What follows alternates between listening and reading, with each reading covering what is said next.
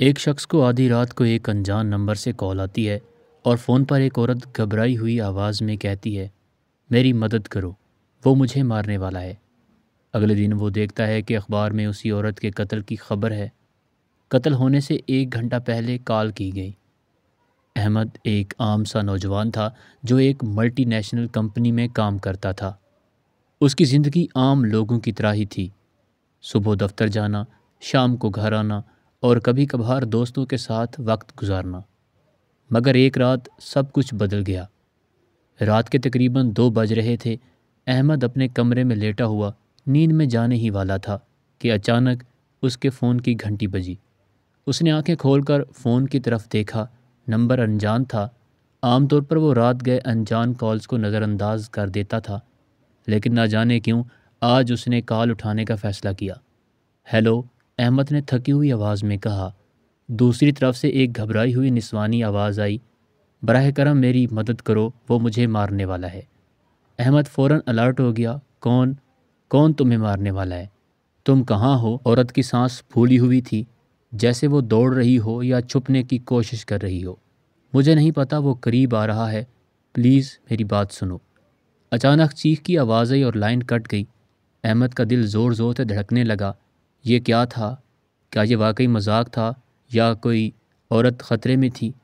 وہ فوراً نمبر دوبارہ ڈائل کرنے لگا، لیکن وہ نمبر بند ہو چکا تھا۔ احمد ساری رات بے چین رہا۔ صبح ہوتے ہی وہ اپنے روزمرہ کے معمول کے مطابق دفتر جانے کے لیے نکلا۔ راستے میں اس نے اخبار خریدا۔ جیسے ہی اس نے صفحہ پلٹا، اس کی آنکھیں حیرت سے پھٹ گئیں۔ رات گئے ایک نوجوان لڑکی کا قتل، لاش ویران مکان سے برآمد۔ نیچے مقتول کی تصویر بھی تھی، وہی آواز، وہی لڑکی جو رات کو اس سے مدد مانگ رہی تھی۔ احمد کے جسم میں سنسنی دوڑ گئی۔ یہ کیسے ممکن تھا؟ اس نے بے چینی سے خبر پڑھی۔ قتل کا وقت 1:45 رات لکھا تھا اور احمد کو کال 1:50 پر آئی تھی۔ کیا وہ واقعی کسی روح سے بات کر رہا تھا یا کچھ اور چل رہا تھا؟ احمد نے فیصلہ کیا کہ وہ اس معاملے کی تہہ تک پہنچے گا۔ اس نے مقتول لڑکی کے نام عائشہ کو گوگل پر سرچ کیا۔ پتہ چلا کہ وہ ایک یونیورسٹی کی طالبہ تھی اور گزشتہ کئی دنوں سے لاپتہ تھی۔ پولیس اس کیس کو ایک عام قتل سمجھ رہی تھی، لیکن احمد جانتا تھا کہ یہ عام کیس نہیں تھا۔ اس نے ہمت کر کے پولیس اسٹیشن جانے کا فیصلہ کیا۔ وہاں جا کر اس نے انسپکٹر سلمان سے ملاقات کی اور بتایا کہ اسے مقتول کی موت سے چند منٹ بعد کال آئی تھی۔ پہلے تو انسپکٹر نے احمد کی بات کو سنجیدگی سے نہیں لیا، لیکن جب احمد نے اپنے فون میں کال ریکارڈ دکھایا تو انسپکٹر چونک گیا۔ یہ ناممکن ہے۔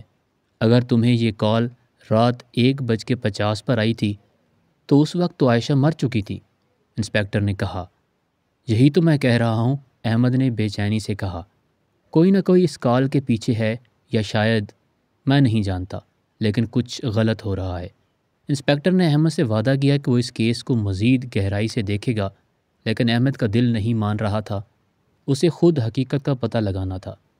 احمد نے سب سے پہلے وہ نمبر چیک کیا جس سے اسے کال آئی تھی، لیکن حیرانی کی بات یہ تھی کہ وہ نمبر کسی کے نام پر رجسٹر ہی نہیں تھا۔ ایسا لگ رہا تھا جیسے وہ کوئی غیر موجودہ نمبر ہو۔ اس نے اپنے دوست فہد، جو ایک ہیکر تھا، سے مدد مانگی۔ فہد نے نمبر کو ٹریس کرنے کی کوشش کی، لیکن اسے کچھ نہیں ملا۔ یہ عجیب ہے، فہد نے کہا۔ یہ نمبر کسی بھی نیٹ ورک پر رجسٹر نہیں ہے، گویا یہ وجود ہی نہیں رکھتا۔ احمد کی پریشانی بڑھتی جا رہی تھی۔ کیا واقعی وہ کسی بھوت سے بات کر رہا تھا، یا یہ سب کسی بہت بڑی سازش کا حصہ تھا؟ قتل کی خبر میں جس ویران مکان کا ذکر کیا گیا تھا، احمد نے فیصلہ کیا کہ وہ خود وہاں جا کر دیکھے گا۔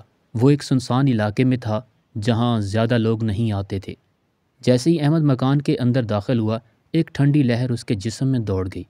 ہر چیز بکھری ہوئی تھی، دیواروں پر خون کے دھبے تھے اور ایک جگہ پولیس نے نشان لگا رکھا تھا جہاں لاش ملی تھی۔ اچانک احمد کو ایک عجیب سی سرگوشی سنائی دی، مدد کرو، وہ ابھی بھی یہاں ہے۔ احمد کے رونگٹے کھڑے ہو گئے۔ اس نے تیزی سے پلٹ کر دیکھا، لیکن وہاں کوئی نہیں تھا۔ احمد نے مزید تحقیقات کی تو معلوم ہوا کہ عائشہ آخری بار اپنی یونیورسٹی کے ایک پروفیسر ڈاکٹر کامران کے ساتھ دیکھی گئی تھی۔ کچھ طلباء نے بتایا کہ وہ اکثر عائشہ کو خاص توجہ دیتا تھا اور وہ اس سے خوف زدہ رہتی تھی۔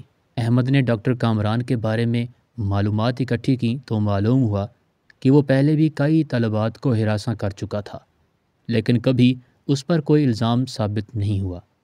کیا وہی عائشہ کا قاتل تھا؟ احمد نے عائشہ کی ایک دوست سارہ سے ملاقات کی۔ سارہ نے بتایا کہ قتل سے پہلے عائشہ نے اسے ایک وائس میسج بھیجا تھا۔ سارہ، اگر مجھے کچھ ہو جائے تو احمد کو میرا آخری پیغام دینا، صرف وہی سچ جان سکتا ہے۔ احمد حیرت سے سارہ کی طرف دیکھنے لگا۔ لیکن میں تو عائشہ کو جانتا بھی نہیں تھا۔ سارہ بولی، عائشہ نے کہا تھا کہ وہ تمہیں کال کرے گی، اور اگر کچھ غلط ہو گیا تو تمہیں سب کچھ معلوم کرنا ہوگا۔ احمد کے دماغ میں جھماکہ ہوا۔ کیا عائشہ کو پہلے سے معلوم تھا کہ اسے مار دیا جائے گا؟ اور وہ کیوں چاہتی تھی کہ احمد سچ جانے؟ احمد نے انسپکٹر سلمان کو تمام ثبوت دکھائے، ڈاکٹر کامران کی کال ریکارڈ، عائشہ کا وائس میسج اور اس کی آخری کال، سب کچھ ایک دوسرے سے جڑا ہوا تھا۔ پولیس نے جب ڈاکٹر کامران کو گرفتار کیا تو اس نے اعتراف کر لیا کہ وہی عائشہ کا قاتل تھا۔ اس نے عائشہ کو اپنے راز فاش کرنے سے روکنے کے لیے قتل کیا تھا، لیکن وہ نہیں جانتا تھا کہ مرنے کے بعد بھی عائشہ کی آواز انصاف کے لیے گونجتی رہے گی۔ قاتل پکڑا جا چکا تھا، لیکن احمد کے ذہن میں اب بھی ایک سوال تھا، مجھے کیوں؟ ایک رات جب وہ تنہا اپنے کمرے میں بیٹھا تھا، اس کا فون دوبارہ بجا۔ وہی انجان نمبر تھا۔ ہیلو، احمد نے کانپتی ہوئی آواز میں کہا۔ دوسری طرف سے ایک مانوس سرگوشی سنائی دی، شکریہ احمد، اب میں سکون میں ہوں۔ فون بند ہو گیا۔ احمد نے مسکرا کر آسمان کی طرف دیکھا۔ وہ جانتا تھا کہ عائشہ کو انصاف مل چکا ہے۔